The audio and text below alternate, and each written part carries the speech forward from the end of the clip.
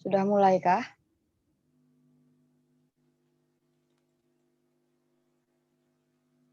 Oke, kita mulai kalau udah dengar ditepukan ya. 1, 2. Halo, kembali lagi bersama kami, Akarajar Podcast Pendidikan. Kali ini kita masih akan membahas tentang social awareness atau kesadaran sosial, tapi dengan subtema yang berbeda, yaitu lingkungan belajar yang mendukung dan siswa yang memiliki keragaman kebutuhan, seperti itu. Tapi sebelum lanjut ke topik, aku mau mengingatkan dulu bahwa video ini pure mengandung opini kami saja, tidak ada dorongan dari golongan tertentu, dan kembali lagi ini hanyalah opini dari kami. Nanti di-cut di sini. Kayak dikasih mungkin dikasih tit gitu, terus lanjut ke video lanjut ke sambungan selanjutnya. Ini sambungan selanjutnya. Tanpa perlu berlama-lama lagi, kita langsung saja ke materi yang pertama, yaitu lingkungan belajar yang mendukung atau supportive learning environment. Nah, kenapa sih kita membahas topik ini? Kita membahas topik ini dikarenakan kaitannya dengan kesadaran sosial tentunya. Yang dimana ketika kita bisa membuat lingkungan belajar yang sehat dan mendukung, itu artinya kita sangat sadar dengan kebutuhan sosial kita. Mengapa demikian? Simak lebih lanjut untuk mendapatkan jawabannya. Nah, di sini nanti dipotong juga biar editannya tuh kayak smooth gitu, ada intonasinya pas untuk disambung ke yang selanjutnya. Mulai lagi.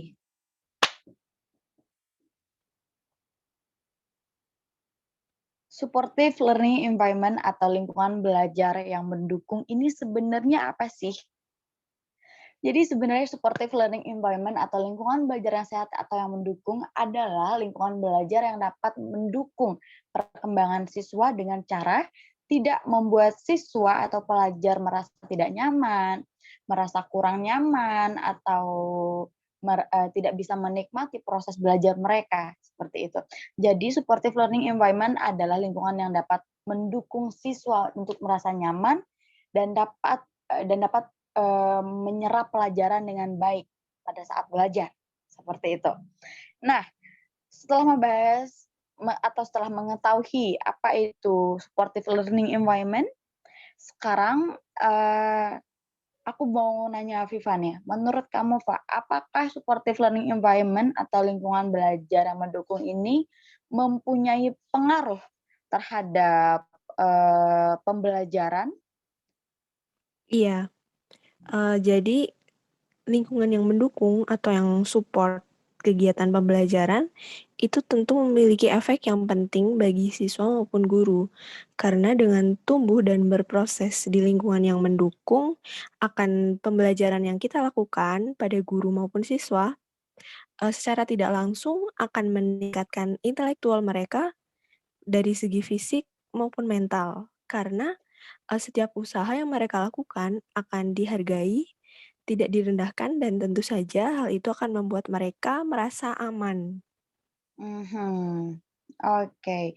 Jadi sebenarnya, lingkungan belajar yang mendukung ini, terdiri dari banyak aspek ya. Yang pertama, dari sisi support, kita tidak seharusnya membuat murid atau pelajar kita merasa tertekan pada saat belajar ya. Ini sudah termasuk lingkungan belajar yang mendukung juga, salah satu cara kita membuat lingkungan belajar yang mendukung seperti itu ya. Termasuk juga dengan cara menghargai atau mengapresiasi siswa, tidak merendahkan mereka dan membuat mereka merasa nyaman, pada intinya di situ ya, Afifah ya?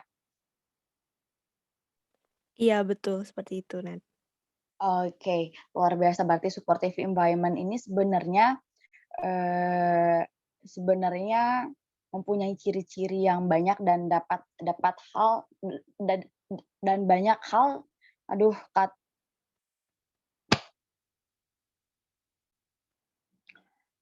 oke luar biasa berarti, eee, supportive learning environment atau lingkungan belajar yang mendukung ini dapat dibuat dengan cara-cara yang tadi ya, untuk, memaksimalkan murid untuk menyerap pelajaran yang mereka pelajari saat itu. Nah, sekarang berarti kalau sudah seperti itu teorinya, berarti aku nangkepnya supportive learning environment ini juga mempunyai pengaruh terhadap kualitas baik guru ataupun siswa. Bener nggak, Fa? Menurut kamu ini gimana nih? Aku nangkepnya begitu soalnya. Iya, benar. Nah, tentu saja lingkungan pembelajaran yang baik maupun yang buruk itu akan mempengaruhi kualitas dari siswa maupun guru. Bagaimana hal itu bisa terjadi? Karena dengan memiliki lingkungan pembelajaran yang baik atau suportif, maka ruang kelas akan terorganisir atau tertata dengan baik. Nah, dengan hal itu akan mendorong siswa untuk lebih mudah berinteraksi satu sama lain.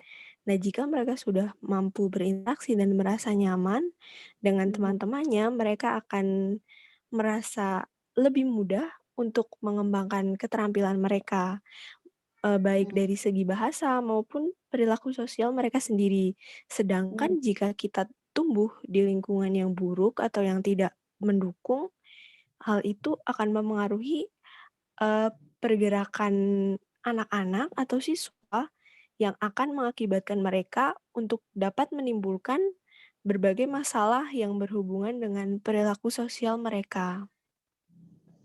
pas banget. Jawabannya singkat, padat, dan jelas ya. Ini sudah on point banget ya jawabannya.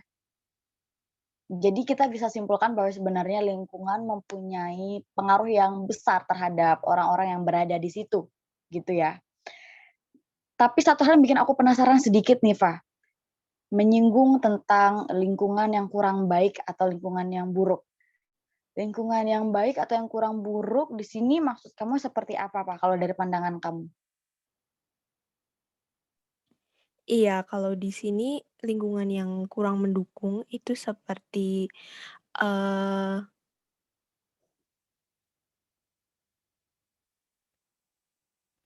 bentar bentar Kak, belum ada Oke jawaban. oke, sorry. Ini kita cut aja atau enggak aku mention dikit aja, 1 menit 6 aja, menit. atau kurang? Oke. Di sini aku mention sedikit ya tentang unhealthy atau unsupportive learning environment ya.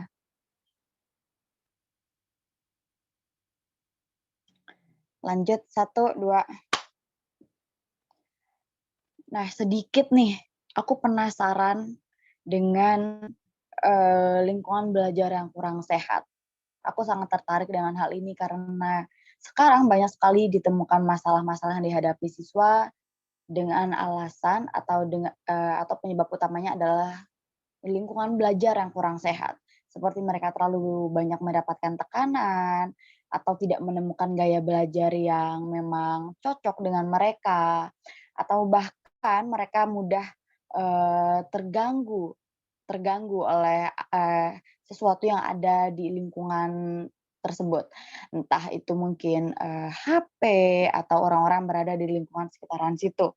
Jadi, eee balik lagi kita simpulkan, jika ingin bisa memaksimalkan proses penyerapan atau, eee, kemampuan otak kita mengingat pelajaran, satu hal yang paling penting yang kita lakukan adalah meningkatkan kualitas lingkungan belajar, seperti itu ya.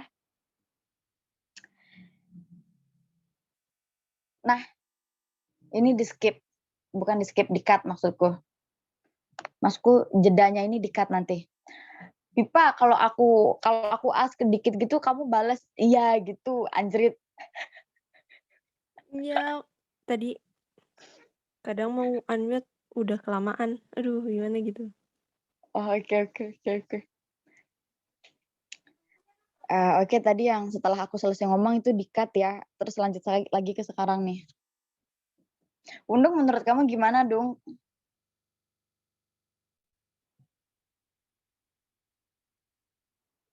Apanya gimana?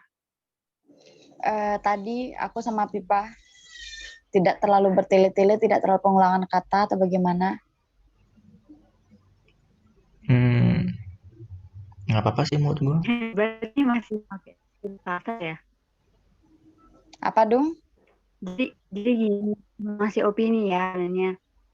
Dari video yang kemarin tuh, yang gue dapat kenapa bisa bikin lama ya karena gini, karena ada pertanyaan yang atau pernyataan yang unexpected yang gitu kayak, oh gue gak nyangka gue ngomong gini. Jadi pas udah ngomong jadi nggak tahu lanjutannya.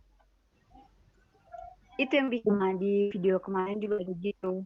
Iya, impromptu. Makanya yang di sini kita perbaiki.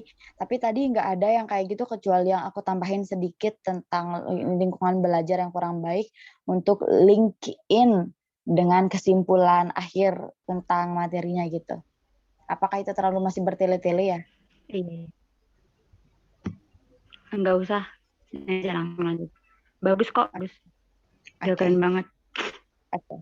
Berarti sekarang kita lanjut ke student special needs ya. Tadi aku nge-mention student special needs ini sebagai apa sih? Apa sih aku sebutnya tadi di awal? Ini Siswa dengan kebutuhan, bukan kebutuhan, apa ya tadi, kayak berbeda-beda. apanya yang berbeda-beda aku lupa. Enggak apa-apa, nanti gini aja, mulai aja dari topik yang baru, nanti pas ngetnya itu dibikin Iya kayak dong. tulisan terus apa sih gini-gini nanti. Mulai ada yang baru, nggak apa-apa. Iya, cuman ini yang student special needs, aku ganti istilahnya gitu biar tidak terdengar seperti siswa berkebutuhan khusus yang gimana gitu loh. Oh, ini tadi aku ngebilangnya gini, kalau nggak salah ya, siswa eh, dengan kemampuan.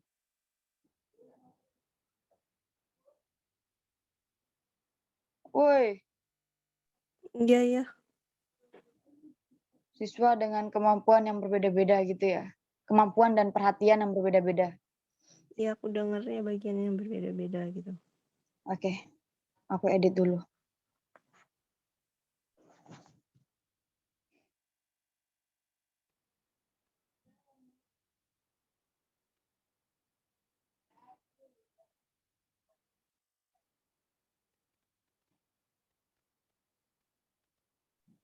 Ini yang bagian kedua gimana ininya? Aku yang bagian mana gitu biar bisa Oke. siapin. Oke, siap. Tapi tadi yang awal udah rapi ya, Pak ya? Iya udah kok. Yang penting Oke. di-cut aja tadi yang bagian aku. Nah, terus yang selanjutnya ini pembagiannya eh,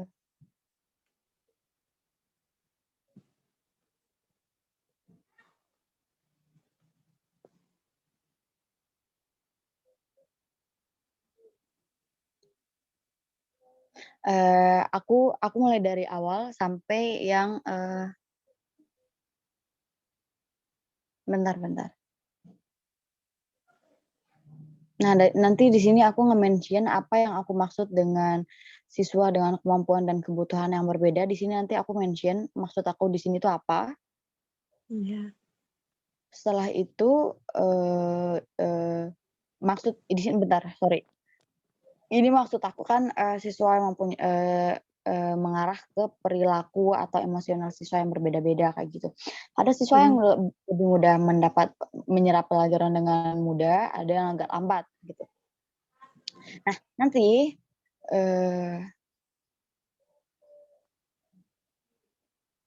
bentar. Hal yang mungkin dilakukan oleh seorang guru untuk memperoleh.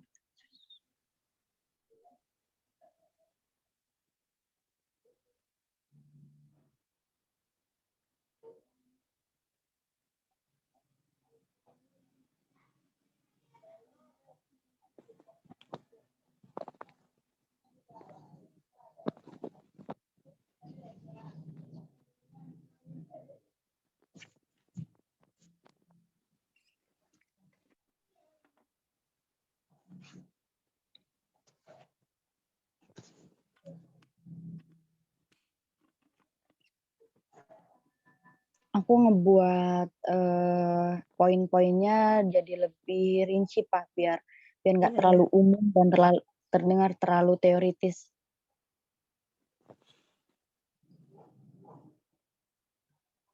Ya itu dirapihin aja dulu. Iya ya.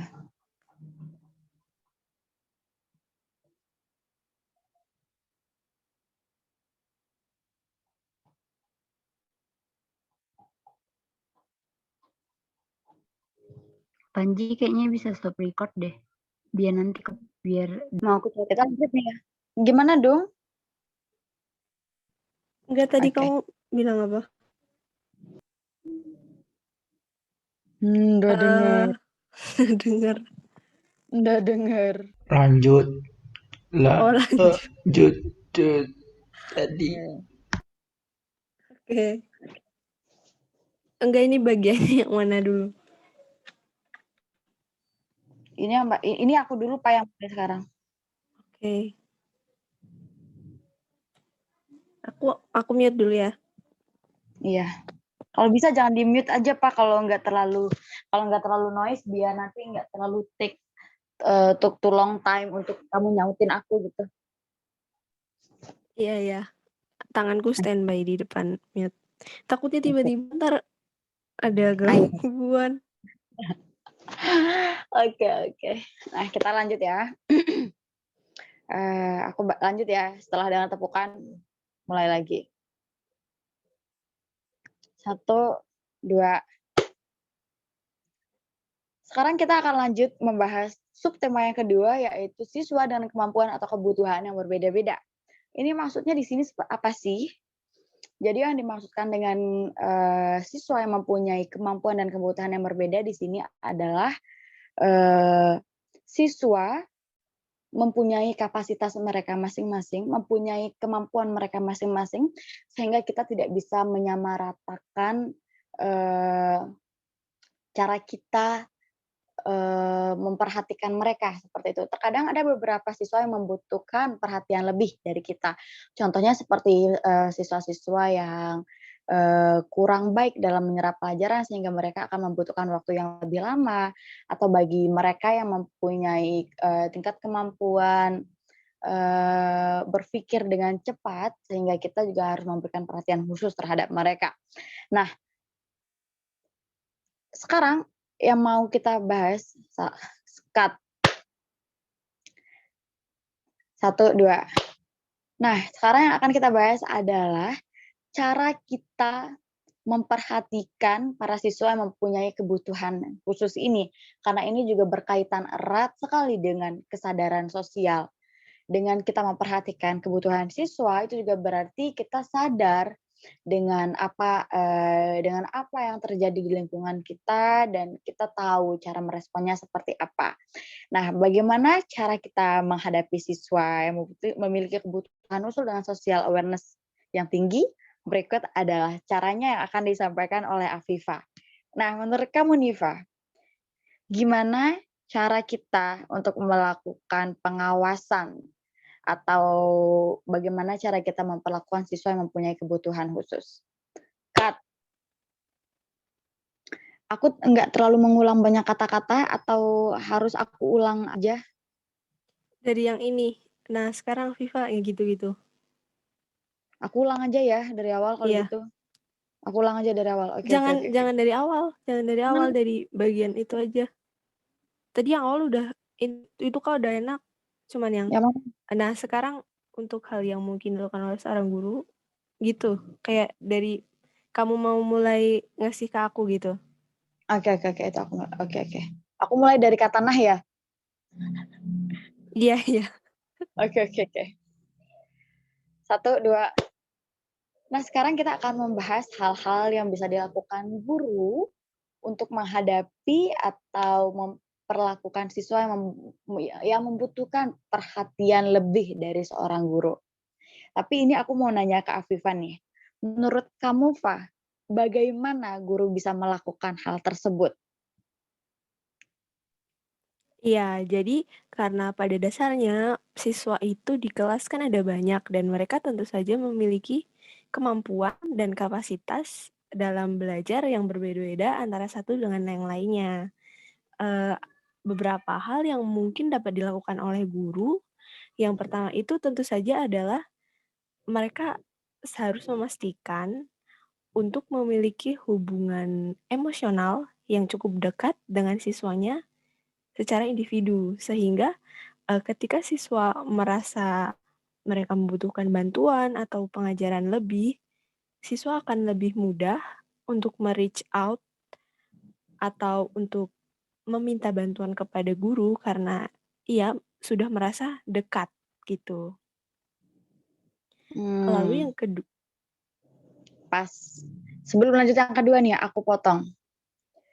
Berarti di garis bawahi itu adalah ikatan emosional yang kuat ya. Ini satu hal yang sangat berpengaruh. Jadi ketika kita berhasil membuat siswa merasa dekat dengan kita, itu tentu saja akan membuat mereka merasa nyaman juga.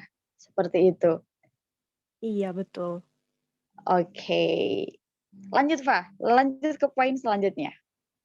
Iya, untuk yang selanjutnya tentu saja seorang guru harus memberikan instruksi dalam pengajaran yang mudah untuk diterima oleh siswa. Instruksinya itu harus secara rinci dan lebih detail agar siswanya itu baik yang memiliki kemampuan rendah maupun yang mudah menangkap akan saling memahami apa yang diberikan oleh guru. Oke, oke. Plus di sini bisa kita tambahkan guru akan bisa melakukan hal ini ketika guru sudah paham dengan karakter kelas yang diajarkan gitu ya. Kadang soalnya setiap kelas mempunyai karakter yang berbeda seperti itu ya. Iya, betul sekali. Oke. Adakah poin selanjutnya, Fa? Iya, masih ada lagi. Yang Oke. terakhir, untuk dapat meningkatkan kesetaraan kemampuan antara siswa satu dengan yang lainnya, tentu saja guru harus memberikan fokus yang lebih, memberikan perhatian lebih banyak untuk siswa yang memiliki kemampuan yang lebih rendah di antara yang lainnya, agar mereka dapat merasa lebih. Agak nyimpang, Fa. Ini ya, oke. Sorry. Oke. Ngingetin 10 menit. Oke, Nji, lagi 1 menit termasuk closing insya Allah bisa. Jadi 11 menit. Bentar. Tadi out of topic-nya yang di bagian mana? Kamu langsung aja mention fokus terhadap kelebihan siswa, kekuatan yang mereka punya. Mungkin mereka lebih bagus di menggambar, kita berikan oke. lebih banyak di situ, oke? Iya, I get it. Oke. Sorry. 1, 2. Nah, iya tentu saja masih ada poin yang terakhir atau yang ketiga, yaitu seorang guru harus dapat lebih fokus terhadap kelebihan yang dimiliki oleh siswanya. Contohnya nih, seperti siswa yang memiliki kemampuan pada bidang seni, seperti menggambar atau menyanyi. Nah, mereka itu harus diberikan perhatian untuk mereka dapat mengembangkan kemampuan mereka lebih lanjut. Begitu juga untuk mereka yang memiliki kemampuan di bidang bahasa maupun akademik. Mengapa harus begitu? Dengan memberikan fokus yang lebih, mereka akan merasa lebih dihargai keberadaannya dan kemampuannya di dalam kelas tersebut. Pas sekali. Ini aku sangat setuju dengan poin ketiga. Dengan begini, sekalipun siswa yang mungkin kurang unggul ya dalam matematika misalkan, tapi ketika seorang guru bisa mensupport atau mendukung kelebihan siswa yang memiliki kelebihan di seni misalkan, mereka akan merasa mereka juga tidak kalah spesialnya dengan yang lain. Jadi mereka akan merasa didukung juga seperti itu ya. Akan merasa dihargai juga. Iya, betul seperti itu. Iya. Terima kasih ya Viva, barangkali pembicaraan kita tadi akan mengakhiri podcast kita pada kali ini. Thank you for watching, thank you for listening. Jangan lupa untuk tinggalkan komen, tinggalkan pendapat kalian. Dan jangan lupa juga untuk subscribe dan share video ini. Thank you for watching and see you and salah cut. Aduh, aku mau mulai dari mana tadi? Oke. Dari yang sekian pembicaraan gitu nggak sih? Oke, mulai dari yang sekian aja ya. Barangkali topik tadi. Pembicaraan Mulai dari tadi mengakhiri. Iya, mulai dari situ ya. 1, 2. Barangkali topik tadi bisa salah lagi. 1, 2. Topik tadi akan mengakhiri Oke, Pelan-pelan. 1, 2. Semangat! Anjay. Oke, 1, 2. Oke, barangkali topik tadi akan mengakhiri podcast kita pada kali ini. Thank you for watching dan jangan lupa untuk tinggalkan komen, subscribe, dan jangan lupa juga untuk share video ini terhadap cut di sini ya. Aku mau ganti terhadapnya aja. Bentar. Aku ke distrak. Pelan-pelan. Iya. Oke. Yo, tinggal beberapa detik kok. Oke. 1, 2. Barangkali topik tadi akan mengakhiri podcast kita pada kali ini. Terima kasih sudah menonton dan terima kasih sudah mendengarkan. Jangan lupa tinggalkan komen, subscribe, dan jangan lupa juga untuk share video ini ke semua orang agar video ini bisa sampai ke semua orang. Salah, ngawak, ngaco banget. Bentar. Semua orang. Aduh, oke. Mungkin closingnya bisa Afifa kan? Enggak deh. Aku lanjut lagi. Enggak, ntar aku lebih. Lagi sekali. 1, 2. Barangkali topik tadi akan mengakhiri podcast kita pada kali ini. Terima kasih sudah menonton dan mendengarkan. Jangan lupa tinggalkan komen, subscribe, dan juga share video ini agar podcast kami sampai ke setiap stakeholders pendidikan. Thank you, Afifa. See you on the next video. Yeay. Selesai. Tipe aku balas, Pak. Aku kira udah gitu, udah selesai di kamu. Udah lah, kok balas. Ya, terima kasih gitu. Iya, ini gini. 1, 2, 3. Aku ulang. Aku masih pakai kata video dan podcast. Harusnya aku konsisten menggunakan kata podcast bukan video. Ntar aku langsung. Iya, terima kasih. Iya. Oke. Ulang ya dari aku ya. 1, 2. Barangkali topik tadi akan mengakhiri podcast kita pada kali ini. Thank you for watching dan terima kasih juga sudah mendengarkan. Jangan lupa tinggalkan komen, subscribe, dan share video ini agar bisa sampai ke setiap stakeholders pendidikan. Thank you, Afifa, and see you on the next podcast. Thank you, Nadia. Done.